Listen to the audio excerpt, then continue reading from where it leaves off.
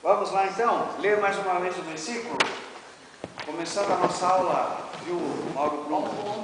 Ponto. 1, 2, 3 e... Portanto, ide, fazei discípulos de todas as nações, batizando-os em nome do Pai, do Filho e do Espírito Santo. Amém. Aleluia. Amém. Quem disse isso? E nós dissemos. Quem disse Não, Mateus isso? escreveu. Jesus disse isso. Ele também disse. Não, quem escreveu foi Mateus. Quem disse? Quem disse a frase? Então, o que é para a gente fazer? Ide. Fazer. Aqui tem alguns puxam para um lado, outros puxam para o outro, mas a princípio, no grego, no original grego, esse id, certo? Ele não, aqui está no nosso português, está no imperativo, né? No imperativo, id, né? o tipo do verbo, né? Está no modo imperativo. No grego, isso aqui aparece no gerúndio. Gerúndio, né? Lembram do gerúndio? O que é gerúndio? É fazendo, é espirrando, né? Endo, tudo tem endo, né? Quer dizer, dá uma noção de movimento. Gerúndio dá uma noção de movimento. Então, ao invés de, portanto, ide, no grego estaria, portanto, indo, ou enquanto você vai, né? Dinâmico, certo? Você vai indo e vai fazendo discípulos de todas as nações, e aqui já está, batizando-os em nome do Pai, do Filho e do Espírito Santo. Então, aqui no grego, Jesus está falando na dinâmica, né? Ou seja, você vai vivendo, você vai trabalhando, você vai estudando, você vai... E enquanto você está fazendo isso, você está fazendo discípulos, né? De todas as nações, batizando em nome do Pai, do Filho e do Espírito Santo. É um processo dinâmico. O Evangelho de Jesus é um Evangelho dinâmico, não é um Evangelho estático e parado. Muitas pessoas interpretaram no passado dessa maneira, né? Os monges, os mosteiros, então o que eles faziam? Se isolavam de tudo, se enfiavam lá no quartinho e estudavam a Bíblia, rezavam, oravam, se consagravam a Deus, quer dizer, mas ainda era uma coisa assim, né? Não, o que Jesus está nos dizendo aqui é: você vai viver, meu filho, você vai viver, você vai casar, você vai estudar, você vai trabalhar, você vai fazer coisas, né, da vida. Enquanto você faz essas coisas, você aproveita e vai fazendo discípulo, e vai batizando, e vai.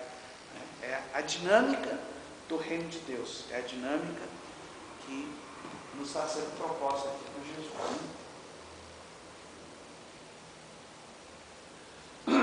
Bom, a nossa proposta hoje, né, até semana passada a gente estava falando das histórias das igrejas históricas, de reforma, né, principalmente aonde aconteceu isso, na Europa, um pouco nos Estados Unidos, principalmente lá no final, quando a gente falou dos avivalistas, né. Aí a história já mudou um pouquinho o foco, já foi para os Estados Unidos, mas ali no Brasil a gente praticamente falou muito pouco, né. Então hoje o nosso foco vai ser a igreja moderna. O que é a igreja do Senhor Jesus hoje? Se é a história da igreja, nós fazemos parte dessa história, né?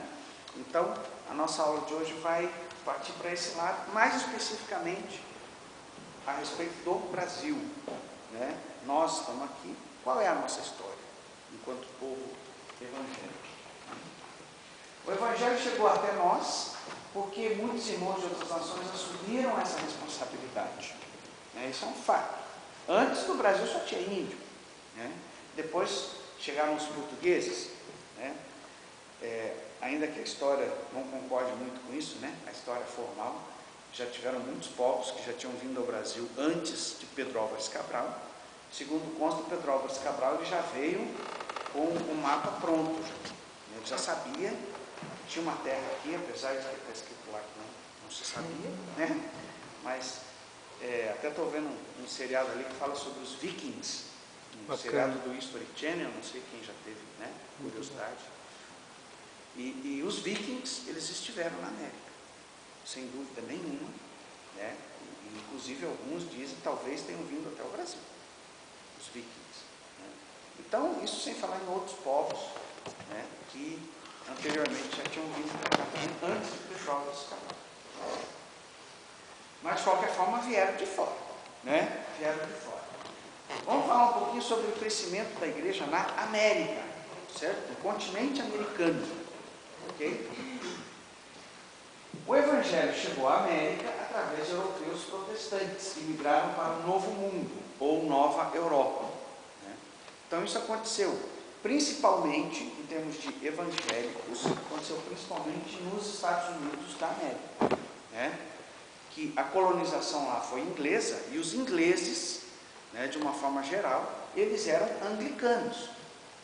Anglicanos que a gente já viu, né, que tinha se dividido lá na época do Henrique VIII, né, da igreja de Roma. Apesar de ainda ter muito de Roma na igreja anglicana, tanto naquela época quanto hoje, né, mas eram, né, considerados aí, pelo menos não eram romanos, né? Então isso aí já mudou um pouquinho, que para nós o que veio eram os portugueses, né, que eram romanos, católicos romanos até debaixo d'água, né? Muitos vieram fugindo da perseguição católica dentro do movimento da reforma, né? Tem vários exemplos lá, os puritanos, né, que por causa disso que foram para lá, né, que fundaram lá nos Estados Unidos os Quakers, né? Tem vários filmes que contam a história, né? Vocês já viram aquela farinha Quaker, né? Parece que falta aquele cidadão lá. Então, aquele ali é um cara típico dos Quakers, né? Que era um pessoal que, né, tinha um temor a Deus muito, muito forte, né? Mas eles fundavam colônias, e nessas colônias eles exercitavam a sua fé, e não se misturavam com mais ninguém também, né? Então, isso aí foi um exemplo lá nos Estados Unidos, mas teve outros grupos também, foram para lá. Então, América do Norte. Aqui no livro tem, né, uma descrição, vocês estão...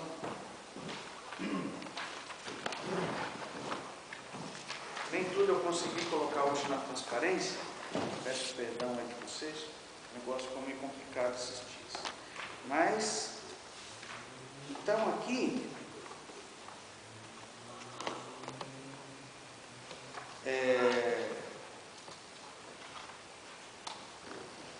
na América do Norte não tem muito o que falar, né? Mas vamos ver aqui. Tem a questão do Charles Finney, né? Que já foi um avivalista, né? Foi uma explosão lá, mas realmente os primeiros vieram da Inglaterra em termos de colonização, né? Tem um trecho ali que fala As Origens Sociais das Denominações Cristãs, que é um livro de Richard, como é que é? Niebuhr. E fala assim, né? As características desse primeiro reavivamento religioso em solo americano têm sido frequentemente descritas.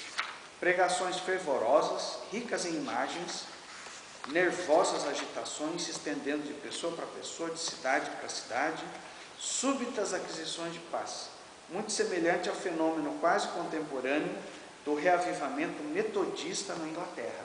Metodismo que nasceu com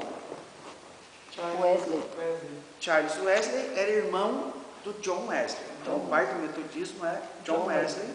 O Charles Wesley era irmão, a parte musical do metodismo toda, vários hinos, várias músicas foram compostas pelo irmão do John Wesley, que é o Charles Wesley, né?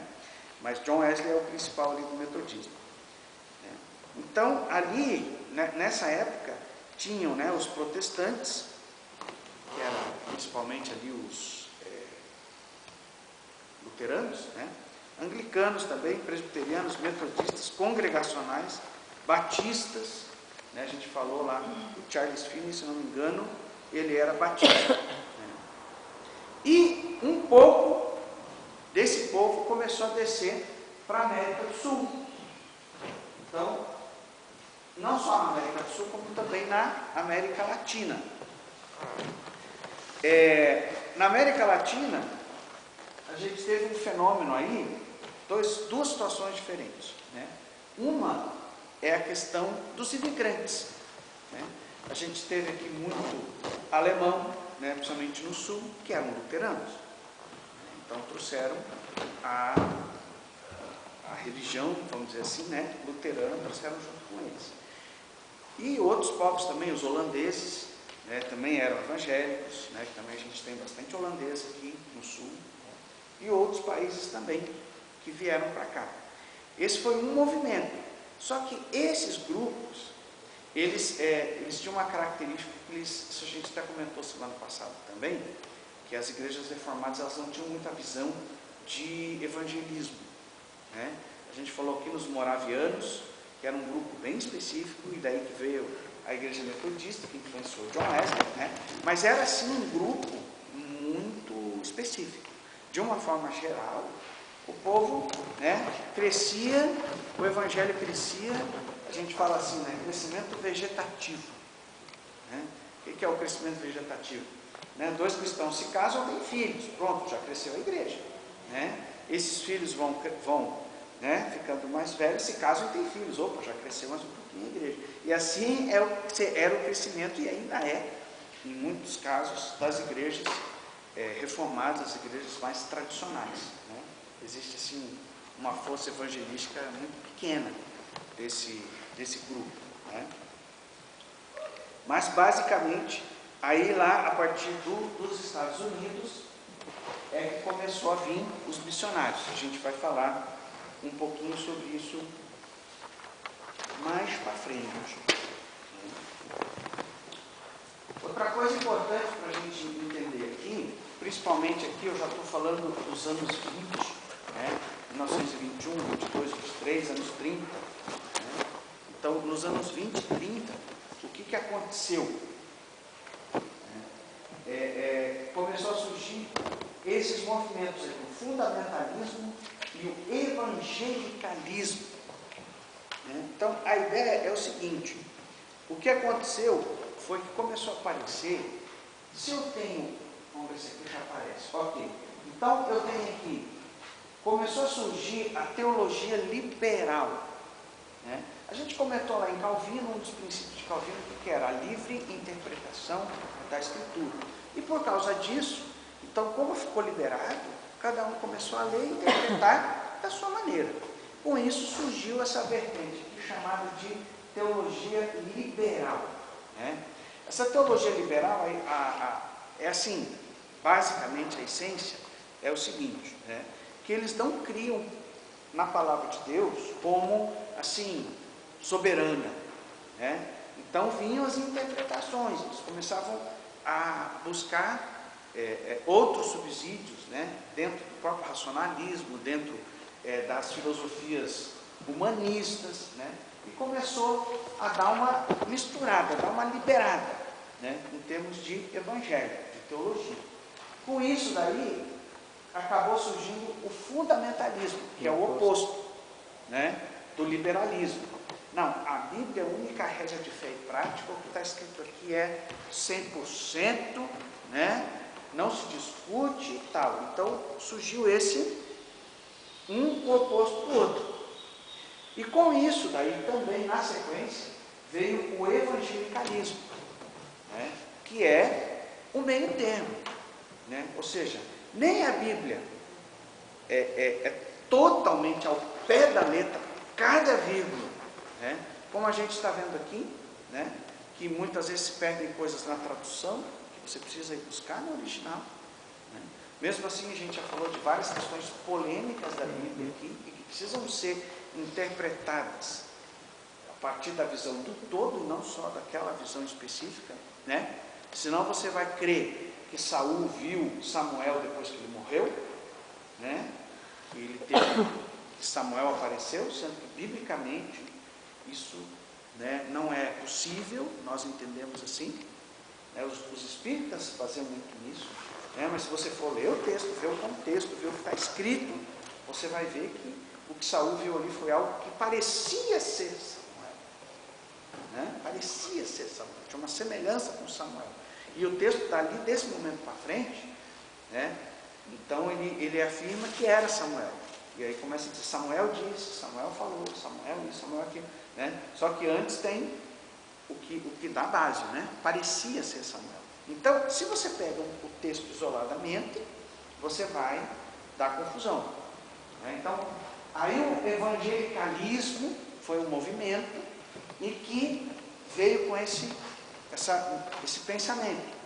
E a partir daí é que a gente começou a ser chamado de evangélicos. A partir dessa época, entre os anos 20 e 30, que até então a gente era chamado de protestante, ou de reformado, ou pelo nome da igreja, né? Metodista, batista, presbiteriano. Agora, o termo evangélico, né, como hoje é bastante comum, vem daqui, desse movimento evangelicalismo. Tá? Aí tem algumas pessoas aqui que são mencionadas, né? Haroldo Ockenga, Charles Fuller, nos Estados Unidos, Carl Henry e Billy Graham, que a gente mencionou aqui na aula passada como avivalista, né? Aí a diferença, né? Dá uma olhadinha nessa charge aí.